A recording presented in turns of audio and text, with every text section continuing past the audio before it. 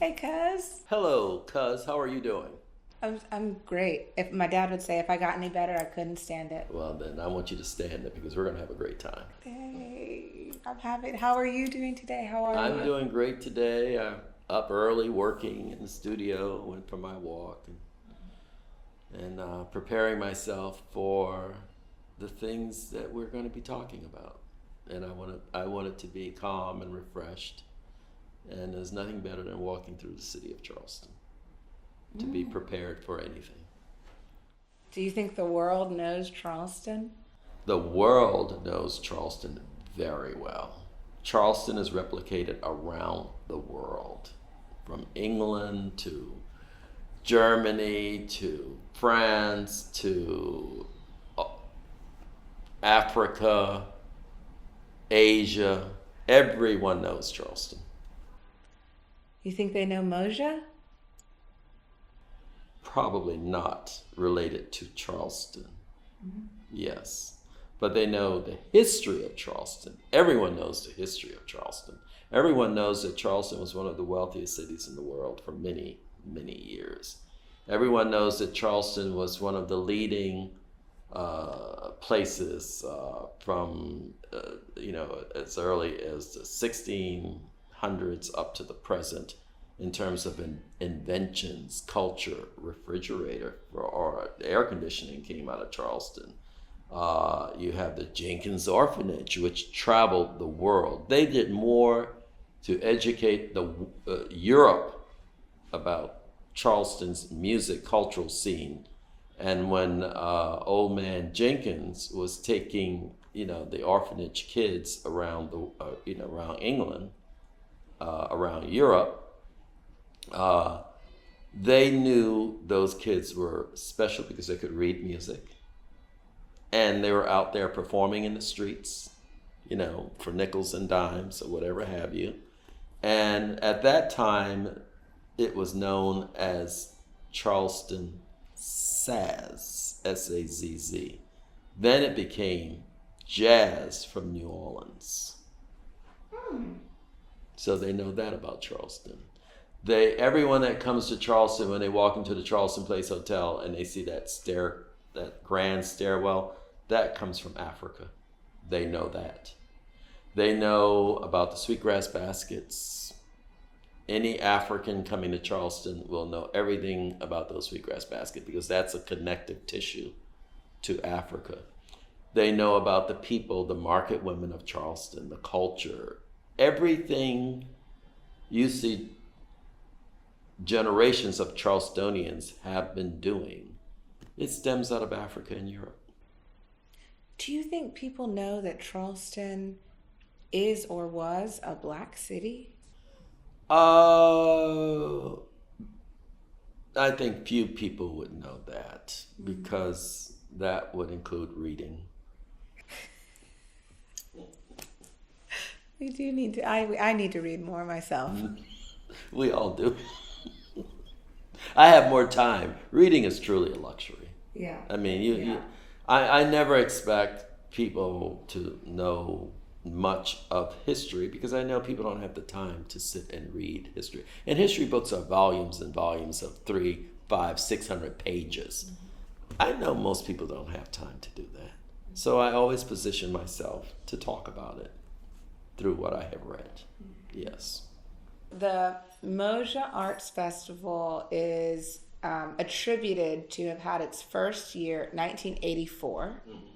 It was a couple years prior to that, though, when it was technically born as the Low Country Black Arts Festival. Right. But it was 1984 when it launched as MOJA. So that was 1984. Okay. So it was the first year that I have seen that you contributed art to the festival was 1989. Can you talk to me? I'd love to hear one, if you remember the story of how you were invited or how you became that year's poster artist. I was introduced to the city of Charleston as an adult. I knew all about Charleston as a kid. I used to come up here, and I never knew anything about Charleston being any other place than a black city. because that's, as a kid, that's all I saw. But then I was later introduced to Charleston by the Osteens. And they learned about me because I was on the board of SOS, Share Our Strength, with Billy Shore, who was under Carter's administration. And as a board member dealing with food, it was just natural to meet the Osteens, whom were he was the chef and she was the manager of the Charleston Place Hotel Grill. And I was traveling the country with SOS, with Billy Shore and other people. And they invited me to Charleston. And it was through that invitation, via food, SOS, Share Our Strength, and the James Beard Award, people I knew, many of them, that Mayor Riley learned about me. And then he wanted me to move to Charleston, but Richard and I were living in Naples, Florida, and we were not interested in moving anywhere. We had a 25-acre estate out of Naples, Florida, a place for artists to come, retreat. Many of my wonderful proteges, I have their works all around the studio here today. So that's how I was met by MOJA, was through the mayor of Charleston, Mr. Joseph P. Riley. Mm-hmm. And I'm sure he came to know of you because your legacy, even prior to '89, you were studying at the Art Institute of Chicago in the 70s. Yes, I was at the Art Institute of Chicago from 78 to 82. I graduated in 82 with also a minor in education. Oh, I didn't. That makes sense. Something to fall back on, they say. Yeah. And most artists, and at the Art Institute of Chicago, I was also a VA administrative person, a counselor. I was a VA counselor at the Art Institute of Chicago because of my oratory skills. And where I lived in Chicago, I lived in Streeterville, which is next to the John Hancock building, with Richard at the Seneca Hotel. You lived in the hotel? Yes. Okay. Can you talk to me about the poster, the 1989 poster? The Escorting of Ruth. The Escorting of Ruth. This is so that painting is in the collection of Arnold Rampersad, whom wrote the biography of Jackie, the famous Jackie Robinson, the famous bass author Ash. This is an award-winning biography writer, and I met him when I was at the. It was a literary society by Mr. Charles Rowell, and it was called Callaloo. And it still is in existence today. And we were out in San Francisco, and that's where I met he and Miss Alice Walker and Mr. Ernest Gaines. And this was probably early 80s, I think it was after graduating from the Art Institute of Chicago. So I had met all of those writers. So all of my work has sold either to writers, highly skilled professional business people, because those were the circles I ran in. So that's where my work was mostly. And they had seen it because of probably seen a print of it in a magazine or something. And my work has always been in print. From the time I graduated, I was on the cover of American Visions magazine, which was published in probably 1984, first publication, with Carol Green Jr., Smithsonian. It was a magazine out of Smithsonian. And I was in my middle 20s then. So, on the cover of a major Smithsonian magazine in your early 20s, that just catapults you to anywhere you would need to be in terms of the arts field. So the Escorting of Ruth. And I think that many people know your work for the vibrant colors, for the depiction of family life. Can you talk a little bit about what is the story that this image, the escorting of Ruth? Well, the escorting of Ruth first is about it's sort of a historical reference to my birth and the importance of my birth and my mother being attended by two maids. Those were her best friends, those her girlfriends, and she was just simply being escorted. It wasn't a big river or an ocean. It was just a water maybe about 12 inches deep, but you couldn't walk through it. So most people had little skiffs, little boats, little canoes to get around in the low country back in the day when I was a kid, especially during the rainy season. And that's, and I was born in August, so, that's right up in the rainy season. And I just wanted to show people how beautiful a life existence that myself and people of my generation actually came from. Even though it appeared that they did not have much, they had more than most people could ever imagine because they owned their land. And I come from my grandparents owning a 50-acre farm. And the escorting of Ruth is not just about my mother and me, but it's about just the care of the community, how the community takes care of each other, how the community surrounds people during important transitional times in their lives, such as birthdays, weddings, funerals, all of that. Those were our celebratory moments.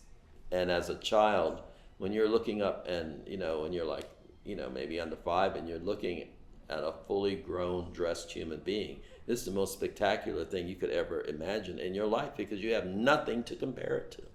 And my grandmother also owned a nightclub. So I got to see lots and lots of people all the time, well-dressed, and also in church. Our family goes back 6 generations.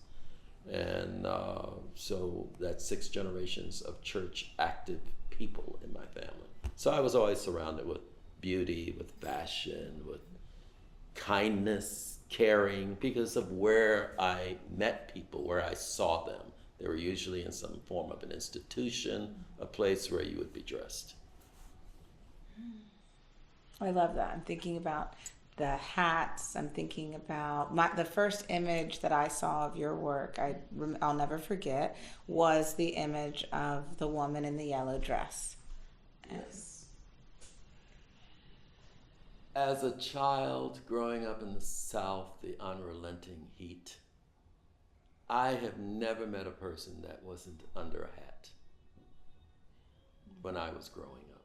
Men and women, they all wore hats. It wasn't about one's featural identity. It was about their stance, the way they walk, their movement, their dress. That's how you recognize people, not by the face. Because the face was not something children were allowed to have eye contact with. Interesting. So 1989, Mayor Riley invited and encouraged you to become involved with MOJA, offered you to share an image to help represent the festival. And 1989 was also the year of Hugo, so ironically, the festival's programming didn't even happen. I know. But the poster happened. But the poster did. And that's archival. That's history saved. Exactly. Via the arts. That's the value of the arts. And so the next year that I have that you contributed a poster was, the year of the festival was 2008. And it's this image, I don't know the name, but it's, 2 women under a tree. It's this one, I'll show you. It's called First Cousins. First Cousins. And did you say this, can you tell me about this? So the year of the poster was 2008. Yeah, well, there were a lot of artists in Charleston doing paintings of, and I was in Naples, Florida. I was not in Charleston. I never lived in Charleston until we moved on to Daniel Island. And so there were a lot of artists doing imagery of Hugo, and I thought that was a great thing to do. And as an artist, as a part of the South, I did not want to have a portfolio without something relating to Hugo in it. And that's why I painted that particular painting, which is a part of a larger series. And the series is called the Farm Series. And that's people working out on the farm, doing things on the farm. So those two ladies have just walked under, across, or around a big tree that had fallen. And they're walking to their homes. I can imagine that. Wow. So, wow. First cousins. And without you telling me this, I wouldn't have known that that this was an image representing that time during Hugo, because even then we think about all the places in the high water, but we're not necessarily thinking, okay, well, what did it look like in the rural places? What about when the water was gone? I can tell you what it looked like because I flew over here. I came back to Charleston after Hugo for some. Oh, because the collection was at the Dock Street Theater. There was also a collection that never went up because of Hugo, of my work, which had all those early paintings in it. And so I came back here for some reason, either to get the collection and do something. And as I flew over, I could see the trees just laid down like matchstick all over the place. So that was a devastation from an aerial perspective of Hugo. And I was here at the time of Hugo. I was at the College of Charleston. They asked the city to evacuate. I chose to stay because the collection was here and I had to answer to all of the collectors. And so I decided to stay, and they put us up in the security guard building at the College of Charleston. And it was Armageddon. I mean, our building, that brick building, was shaking, lightning and fires and all the street lamps and everything was just torn up. But an interesting anecdote to that. So I arrived here the day of Hugo, when it was peaceful and calm, because Hugo happened like 1, 2 o'clock in the morning. And I was walking around the College of Charleston area, and I remember saying to myself, it's so unfortunate people can't even speak to each other. They're just walking by each other, ignoring each other. I said, that is really, really sad to see this. Hugo came, and people were like family all over Charleston, helping each other out. It took that to bring people together. It didn't last very long, but it was an inspiring sight the day after Hugo when you had boats across Lockwood Boulevard. I remember walking through the part of the city where the market is and met up with the mayor, and it was knee-high water.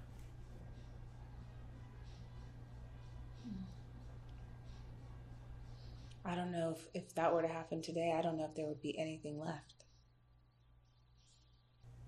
What are you talking about? Well, because we're continuing to deal with the rising waters. So if something the magnitude of Hugo were to happen now, would we be able to? I can't. The peninsula would be here. It would be? It's been here for 300 years. Now, all those homes built out on the waterway that shouldn't be built, all those will be gone. Down like all. And you know how I know that? Because I had a meeting with the Army Corps of Engineers after Hugo. She came down, and I think she was in President Obama's administration. And she came down to survey Charleston for a future accidental possibility.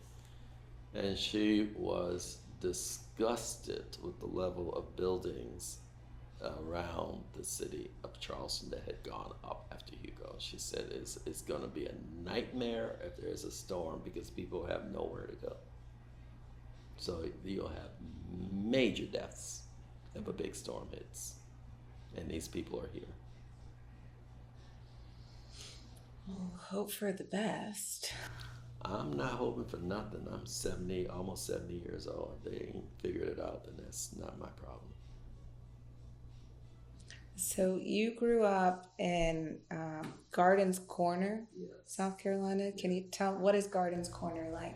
Gardens Corner is like the places that most black people grow up in, rural, country, sort of a sophistication of rural life, but also a sophistication about urban life, because so many of the people that live in the rural communities have access to city or cities, be it family or be it work related. Like most of the people from Gardens Corner would always go up to Charleston or Walterboro or Savannah. So we were, we had this double cultural existence, and that's why we're so familiar with so much, and also being a part of maritime, living in maritime culture, which we know so much of. We never refer to the word maritime, but we're all maritime cultural living people in Charleston. And when you talk about, when you now refer to it as maritime culture, the word maritime, what does that mean? The word maritime for me is simply people living on, near, or in the water. That's maritime culture. Any great city is built near the water. Shipping access, boating access. So that's maritime culture. We just don't know it. So what Dr. Long and I are doing is to educate a sector of young people so that in 25, 50 years from now, they'll be able to get more of these institutions up and running as a historical depository for themselves, and have them to have a closer connection to the continent of Africa, because we're the same people. From Africa to Indonesia to parts of Asia, Australia, we're all the same people, and we behave and act the same way around the world, around the Southern Hemisphere. We just don't know it because we don't travel to those places. And that kind of makes me think about this idea of one. It does. When we talk about what links us in all of these different countries and places. MOJA's emblem of one should be the weave of the sweetgrass and the baskets, because there are like 300 different weaves. Every basket in Charleston, South Carolina can be and is connected around the Southern Hemisphere. So there are people around the world doing those same types of weave, using the same types of materials to make baskets. And Kim and I have a collection that's going to be on exhibit at the Liverpool Slavery Museum in a couple years, because that's so the weave of the basket for us is like reading. That's how we make these connections. We make these connections through fabric designs. That's how we tell of our relationship and our connections. And it's a powerful one. It's a very strong one. Gosh, well, let's see. So we've talked about 89's image, which was the escorting of Ruth. Ruth, right. 2008, First Cousins. First Cousins. Okay. And the last one, I think it's probably, after over 5,000 paintings, I just can't remember all the names. That's fair. The poster art that was offered for 2011 is a depiction of. But if you open it up as much as you can, you might see the title underneath it. You see anything? Not quite. I see the signature. I see the signature. Okay. And I'll maybe. Let's just call it Mother and Daughter with Balloons. Yes. Okay.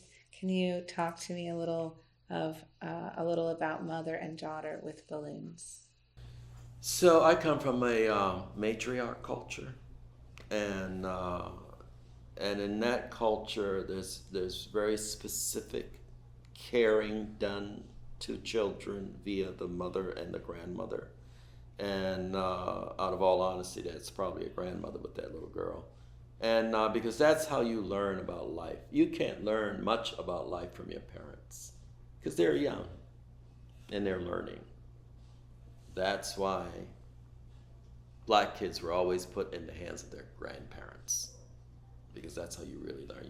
You're around someone older, more mature, has had more responsibilities, more understanding, and whatever mistakes they made with their kids, they can correct it with the grandkids.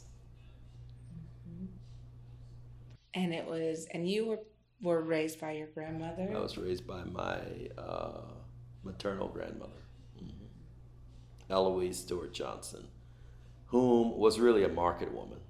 When with all the studying Kim and I have been doing on market women, rice culture, maritime culture, I finally have a place for my grandmother as a market woman. And she married very young. She had a liquor's license, and women were not allowed to have liquor's license, but she had it because she printed her name E.S. Johnson rather than Eloise Stewart Johnson. So they didn't know if she was a man or a woman. And my grandfather was a moonshiner. And so they owned and ran a nightclub in Gardens Corner, South Carolina. And it was a hangout haven for lots of people all the time. And she loved what she did. I was a kid when Hurricane Gracie blew it down in probably 58 or 59, something like that. And so I can remember what it was like to have a place and what it was like not to have a place, because it completely blew it. And we were in church when we heard of the storm coming, and it even tore down the church. We had a 2-story wooden church, and it tore that church down. So that was a memorable period in my life. Storms are memorable sort of stamp marks in my life because of so much happening around a storm. The gathering of people, the losing of something, and the security. Children. Well, I as a kid, I loved the storm, but I also wanted to be safe. So there's that duality between life and death. And actually, when you're born with the placenta membrane on your face, a veil, the caul, you're born between life and death because it's almost invisible. And if someone's giving birth around non-experienced people, that child will probably die of crib death because it'll slowly suffocate and die. I'm like, you were meant to be here. And I've never lost that knowing my purpose in life. I've never lost it. I was painting from a kid. I won my first art contest in the 5th grade, county-wide art contest, black and white, 5th grade, in the newspaper. I mean, that's the life I grew up in. My grandmother didn't want me around kids because she didn't want me contaminated by, kids thinking and playing and all that. She didn't want me around any of that. My job was to rake the yard, and I did it as beautifully as I can with all the designs and the marks. That was my thing. People would come and see it, and they would pitch pennies and nickels and dimes.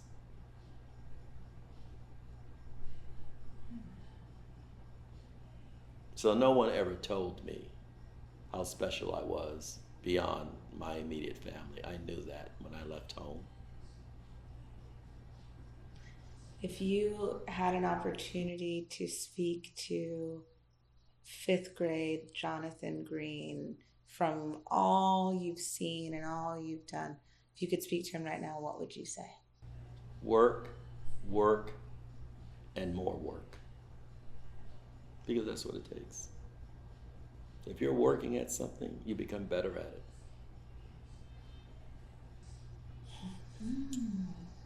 Wow.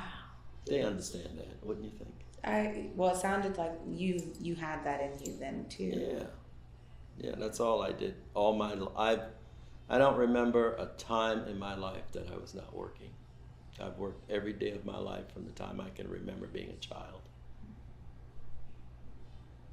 And still working. Mm-hmm.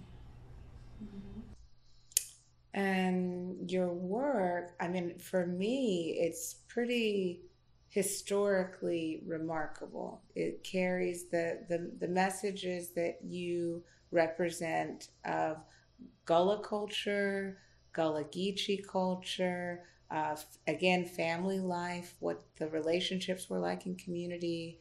I, So I will tell you where I think that really comes from. So I was prepared to be respectful to people, to listen to people, and to say less. Those are very important virtues. Being a student at the Art Institute of Chicago, I realized very early that the professors were not that much different from me in terms of their information. And I relied on the museum. So I lived in the museum. And in the museum, I read about, saw the works of artists. I understood them by reading their biographies, what they did, how they went about their lives.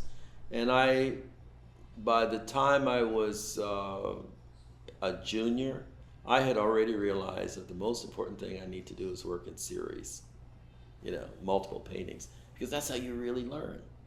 If you work on 10, 12, 20, 30, I used to work on 30, 40 paintings at a time.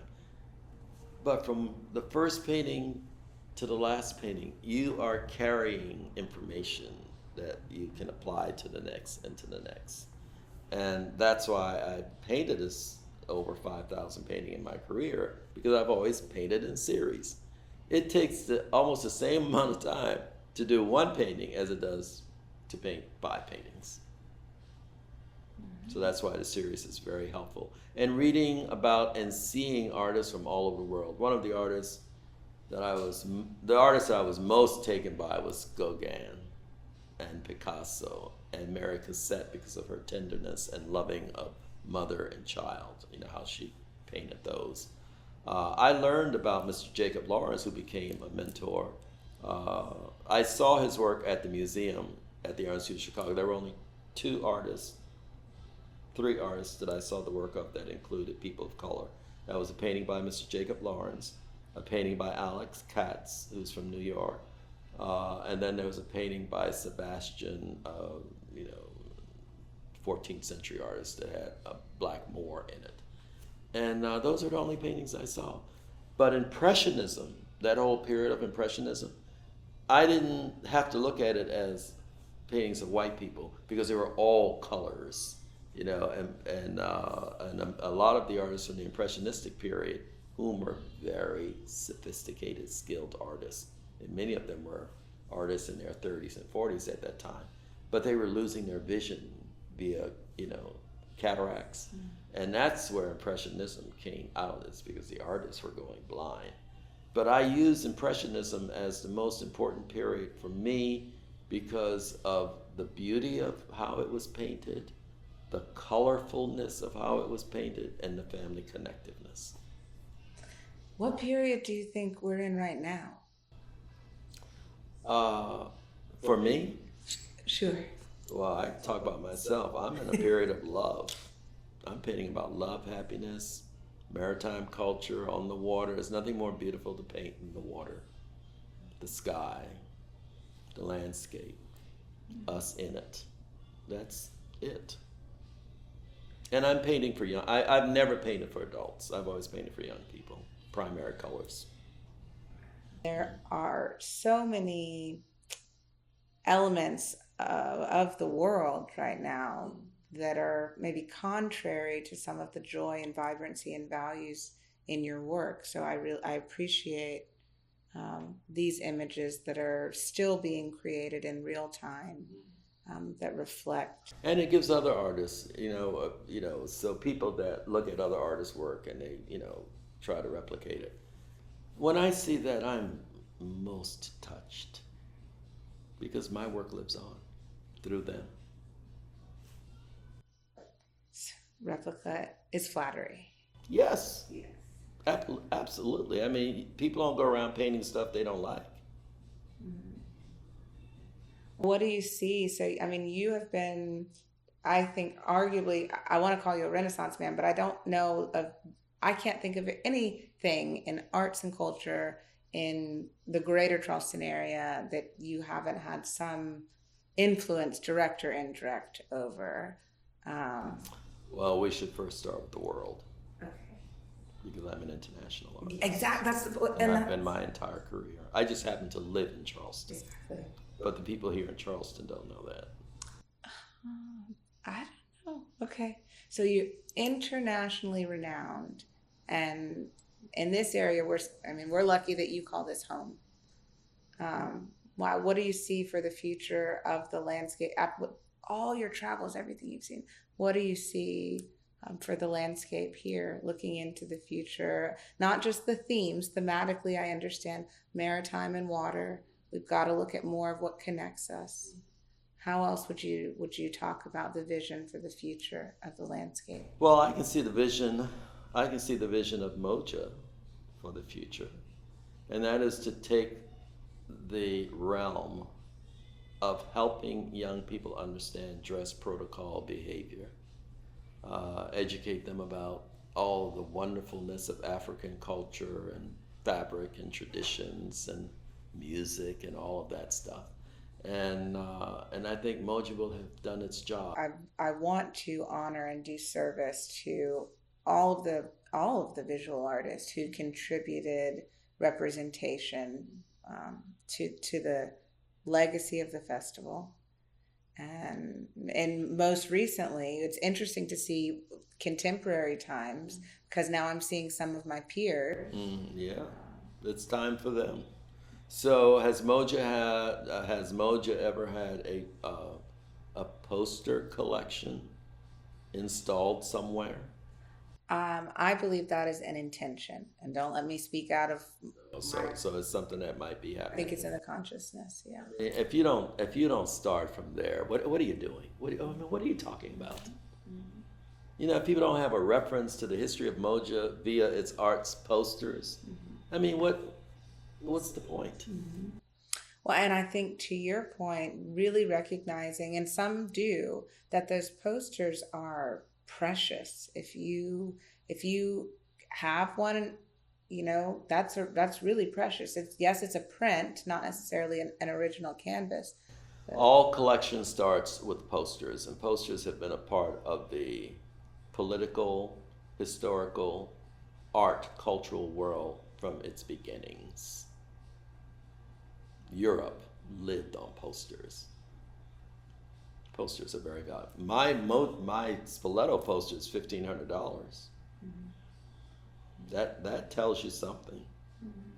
But until we can see and realize the value and the importance of the visual arts, we won't be able to grow very much. How do we help people understand the importance of and the value of visual arts beyond just decor or background? How do we enlighten people to Through presentations, a poster exhibition, a fashion show, pageantry, a festival where people actually dressed in costumes rather than t-shirts. People want to see beauty, and that's why Las Vegas is so fabulous, because people go there and they see beauty and they see lights, and you go, New York is lovely because you can see that. We are the place that should have had the longest running festival of the African diaspora in this country. Well, now I want to do more research. I want to say, are we? No, well, you're not. Do it. I mean, everything I've mentioned to you, you can do this today. I've not mentioned anything to you that cannot put in action today. MOJA just happens to be talking to an artist that is internationally known, 2 catalogs of work. How many artists do you know that has 2 tabletop book of works? I'm in all of these books, reference, imagery, something. I don't exist every day for people. I don't. So that's what MOJA has to be proud of. People like myself, people like the great Mr. Lionel Hamilton. I mean, there's lots of us, but if you don't represent us in a dignified way, then how are those younger people gonna know who we are? And then how are you gonna take it? You're not even taking advantage of it, the economics of it. There's unbelievable economics. When MOJA prints a poster, it should have a fan that goes with it. Easy. It's so easy. That artist should be treated and respected like the artist for whom they selected for the MOJA. It should be a big deal around that. It should be, a presentation around the selection of the artist for MOJA. They have it for Spoleto. They used to have it. I don't know if they have it anymore. But I was at for the Spoleto poster, I was at the Gibbs Museum. That was the opening event. And MOJA has to be doing things like that. Esteem and reverence. Absolutely. Note cards of the artist's work. Yeah. Is there anything else? I would love to hear a few words from you about, if you're comfortable to speak on it, about Charleston as a place, not only, you really spoke to it. You spoke to the Black excellence in the buildings, in the labor, and sounds like where we have room to grow is in the arts and culture influence worldwide. That's the world. Mm-hmm. That's the world. And understand the plantations. That's huge. That's our work. Those plantations. We built those plantations. We're buried on those plantations. And the fact that we have very little respect for the plantations, that has to be changed. Because if it wasn't for many of the plantations, many of us would not be here. And that's our earliest repository of the plantation sites for most of us. Mm-hmm. The city, the plantations, we're on all of it. Who do you think maintained that property out there for years and years? Who cooked the food for years and years? Who took the men hunting and fishing and got to know them? I can't tell you the countless Euro-American people I've read about in books that have helped Black people. It's unbelievable. And we see none of that. We talk about none of that. We only talk about hate and anger. I think about Maya Angelou. She says, "We are more alike, my child." That's right. We're the same people. What's the difference? Well, first of all, we're Africans, all of us. Let's start there. Some lighter than others, some live in other places, but we're all from the same cloth. Why can't we accept that? What's the anger? I don't understand what the anger is. Most of these people haven't. I lived in the 50s. I lived when I actually saw water fountains that I couldn't drink out of. I saw that. But you know what? My grandmother raised me that, honey, you don't want to drink out of that. Why would you skip over a fountain that you know your people use and go to a fountain you know nothing about? See, that's what you get from grandparents. Parents would say, well, you have a right to go and drink out of that fountain. You're going to drink out of that. I wasn't raised that way.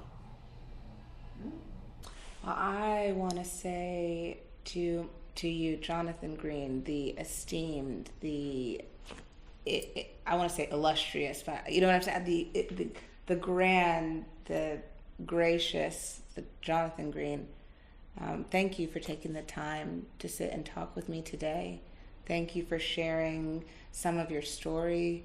Thank you for sharing a little bit of the mystery behind some of the work that you've created. I just humbly, on behalf of myself, on behalf of the young people of this town who are hopeful for what we can do together, thank you for your legacy and your contributions across the world. Well, I appreciate your thank yous and thankfulness.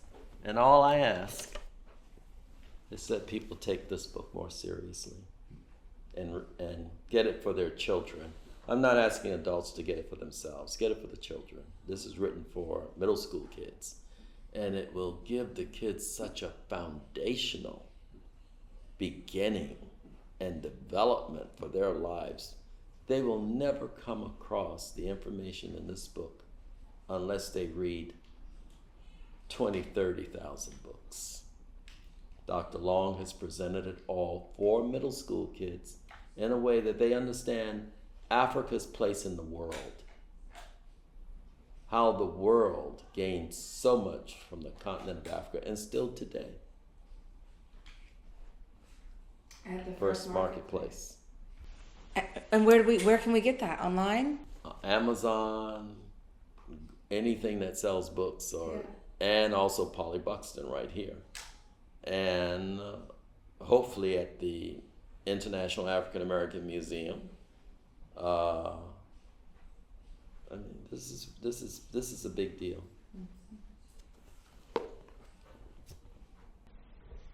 Any last words? Let's see. You're talking. We're in the future. It's 50 years later. Everybody has read this book, and we're already celebrating it. Everyone listening they've read it. They know your story. What would you like to say to them? Thank you.